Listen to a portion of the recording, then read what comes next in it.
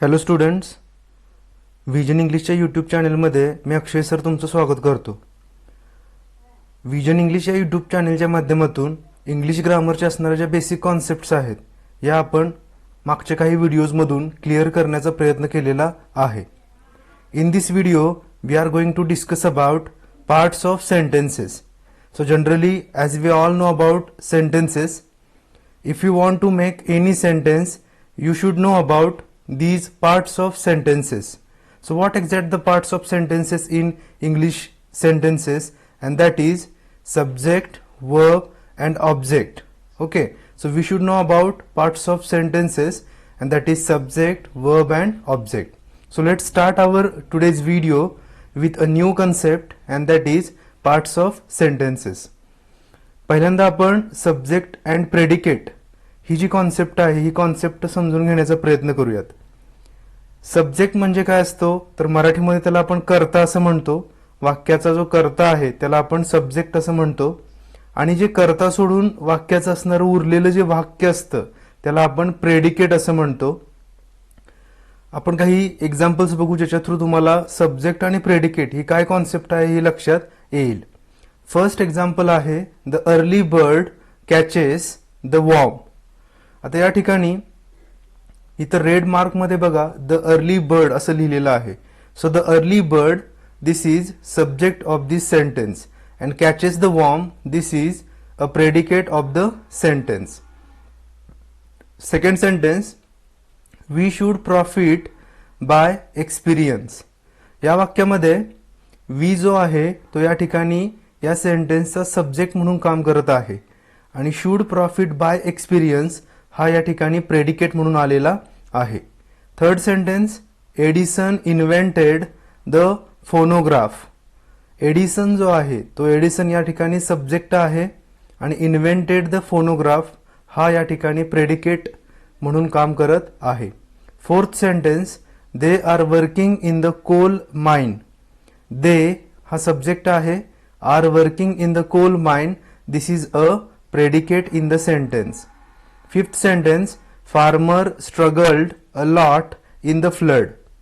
farmer जो आहे तो या ठिकाणी सब्जेक्टचं फंक्शन करतोय.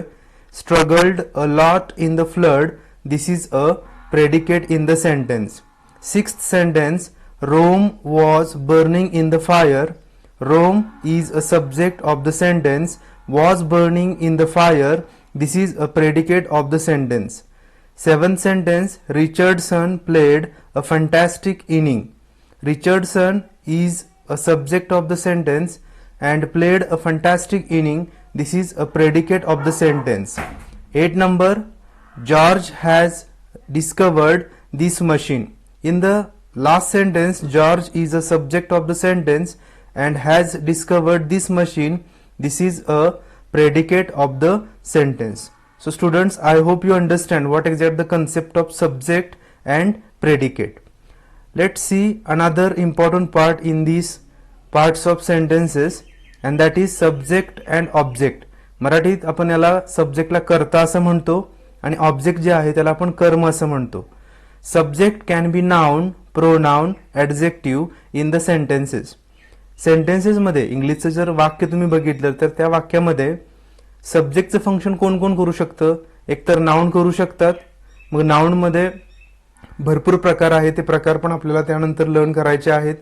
प्रोनाउन हा सुद्धा सब्जेक्टचं फंक्शन करतो, पण या प्रोनाउनमध्ये जे पर्सनल प्रोनाउन्स असतात की ज्याला आपण केसेसमध्ये नॉमिनेटिव्ह केसेस असं म्हणतो, तर ती नॉमिनेटिव्ह केसेसमध्ये असणारी जी पर्सनल प्रोनाउन्स आहेत तीच या ठिकाणी फक्त सब्जेक्टचं फंक्शन करू शकतात. थर्ड आहे ॲडजेक्टिव्ह. जे ॲडजेक्टिव्ह नाउनला बरोबर घेऊन येतो तो असतो, त्या ॲडजेक्टिव्ह सुद्धा या ठिकाणी सब्जेक्टचं सेंटेन्समध्ये फंक्शन करू शकतो. तर बघा काही वाक्य दिलेले आहेत जेणेकरून तुम्हाला लक्षात येईल की सब्जेक्ट हा सेंटेन्समध्ये कशा फॉर्मॅटमध्ये असू शकतो. फर्स्ट सेंटेन्स आहे Robert has been working on this project.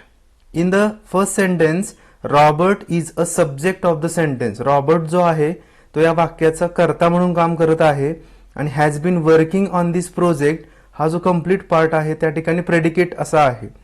ह्या सेंटेन्समध्ये in the first sentence there is no object, कुठलाच ऑब्जेक्ट दिलेला नाही. सेकंड सेंटेन्स आहे सोनाली स्लॅप्ड हिम. सोनाली जो आहे तो या सेंटेन्समध्ये कर्त्याचं काम करतोय, म्हणजे सब्जेक्ट आहे. स्लॅप्ड या ठिकाणी क्रियापदाचं दुसरं रूप म्हणून आलेलं आहे. आणि हिम जो आहे तो हिम या ठिकाणी इनडायरेक्ट ऑब्जेक्ट म्हणून आलेला आहे. नेक्स्ट आपण ऑब्जेक्टचे पण दोन प्रकार पाहणार आहोत. थर्ड सेंटेन्स आहे my father purchased a new table. So if you observe this sentence, my father purchased a new table.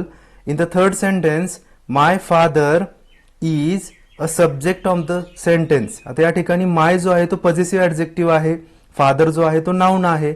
So इथं ऍडजेक्टिव्ह मगाशी मी म्हटल्या पद्धतीनं की ऍडजेक्टिव्ह सुद्धा कशाचं फंक्शन करू शकतो, सब्जेक्टचं फंक्शन करू शकतो. सो इथं आपल्याला पाहायला मिळेल. So my father purchased, purchased हा आहे तो क्रियापदाचं दुसरं रूप आहे.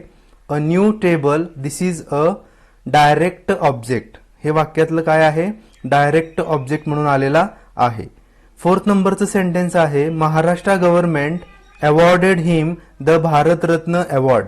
या ठिकाणी महाराष्ट्र गव्हर्नमेंट जो आहे तो त्या ठिकाणी सब्जेक्ट ऑफ द सेंटेन्स म्हणून आलेला आहे. अवॉर्डेड जे आहे ते क्रियापदाचं दुसरं रूप आहे आणि हिम जे आहे ते त्या ठिकाणी इनडायरेक्ट ऑब्जेक्टचं फंक्शन करत आहे आणि द भारतरत्न अवॉर्ड त्या ठिकाणी डायरेक्ट ऑब्जेक्टचं फंक्शन करत आहे.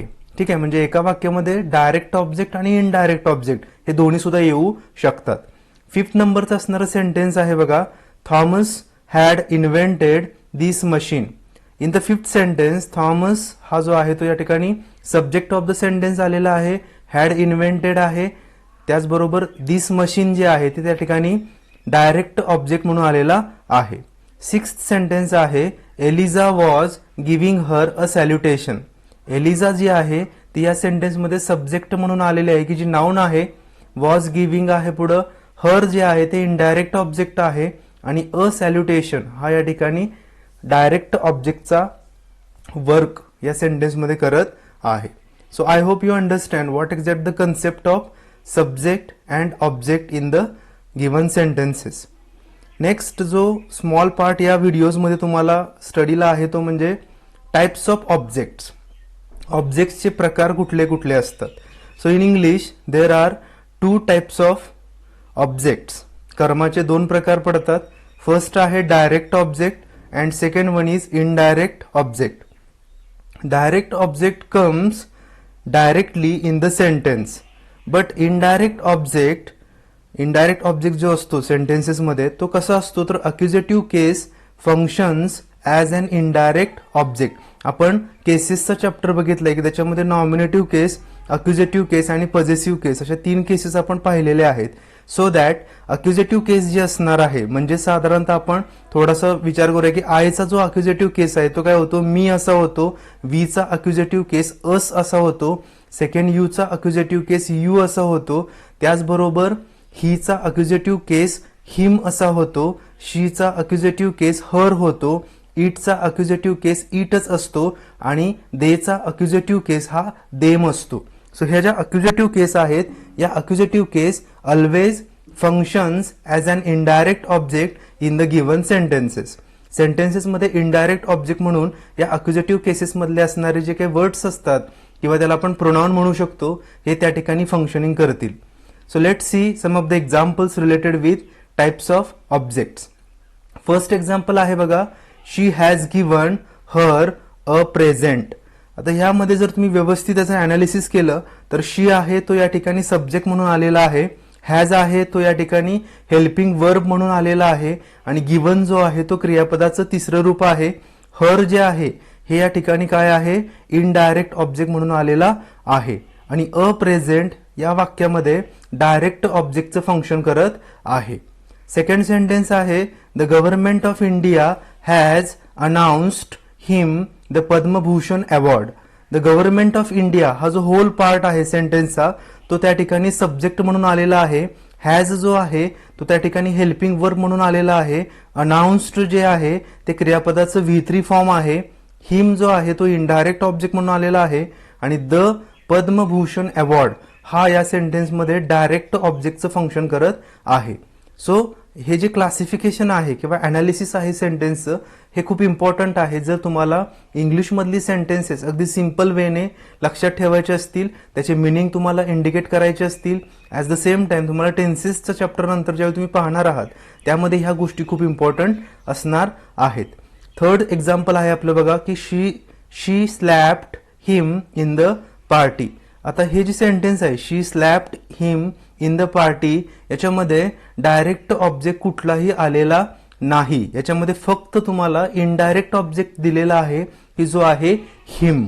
ठीक आहे, शी आहे तो सब्जेक्टचं फंक्शन करतोय, स्लॅप्ड आहे ते क्रियापदाचं दुसरं रूप आहे, हिम आहे ते त्या ठिकाणी इनडायरेक्ट ऑब्जेक्टचं फंक्शन करतोय, आणि इन द पार्टी हा जो आहे तो ऍडव्हर्बियल ऑफ प्लेस इंडिकेट करतोय. कारण तो कुठं मारली तिने कानपड, तर ती इन द पार्टीमध्ये मारली. सो इथं ऍडव्हर्बियल ऑफ प्लेस म्हणून तो भाग आलेला आहे. सो स्टुडंट्स, मला असं वाटतं की तुम्हाला टाइप्स ऑफ ऑब्जेक्ट्स हा व्यवस्थित समजला असेल. These are very important part to make tenses. इंग्लिशमध्ये जर तुम्हाला टेन्सेसमधल्या बेसिक कॉन्सेप्ट लक्षात घ्यायचे असतील तर ही व्हिडिओ तुम्हाला नक्कीच त्यासाठी इम्पॉर्टंट ठरेल. So I hope you understand this concept very well. So thank you very much.